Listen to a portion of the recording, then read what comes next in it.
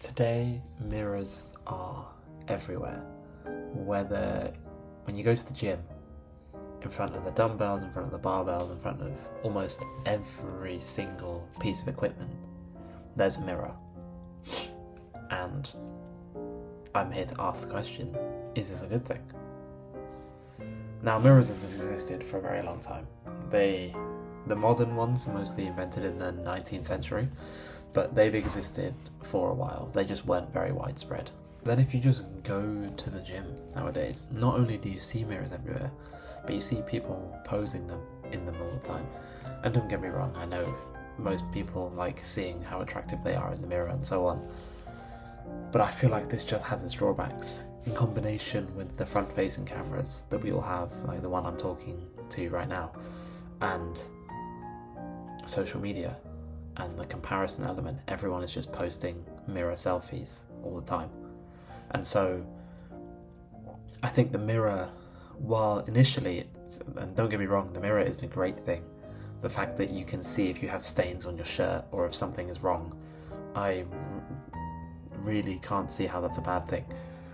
But I feel like it just amplifies the current concerns that people have. And if you have mirrors everywhere in your house, like in your room, I know there are lots of people who have mirrors in their bedroom. Like the first thing they see when they wake up is themselves. And if you have a great self-image, that's fine. But I feel like a lot of us don't. Body dysmorphia is on the rise, and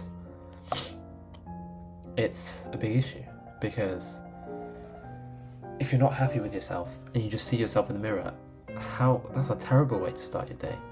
If all you look at and all you see is disappointment, if you don't have much self-esteem, I can imagine that's an awful way to start, and it just amplifies the doom loop. Like your camera, like you have a front-facing camera, but provided you're not on your phone 24/7, and your camera's not going to be on, so you're not always looking at yourself. But if you have a mirror, the first thing you look at is yourself. And if you don't like that, well, that's probably not very good for you. I mean, before mirrors were commonplace, the only real way that people knew what they looked like was when they were painted. And that was only rich people. So if you were someone who didn't have much money, you never really knew what you looked like. And so, I mean, yes, you can look down at yourself, right? But it's kind of, you can't really see that great of an image. Like, you can tell if something is wrong, but you're not really so focused on perfection and so on. But now you can, and it just creates these issues. It's like sometimes when you go into a gathering, you're like, am my clothes clean? And that's basic. Like, it's good to check if your clothes are clean. Please do that. Don't just throw away all the mirrors in your house. But I think it just gets to a point where we get too worried about someone's going to judge us if things aren't perfect, if my clothes are not 100% clean. But then, is this actually an evolutionary thing? Has this happened? This is a very new phenomenon. So are our ancient brains actually adapted to this? And it creates what scientists call exteroception, which is a focus on outside sensory stimuli. So you're more focused on what you look like rather than your breathing, your heart rate, and other things. And I don't know, I think that it makes you feel less present.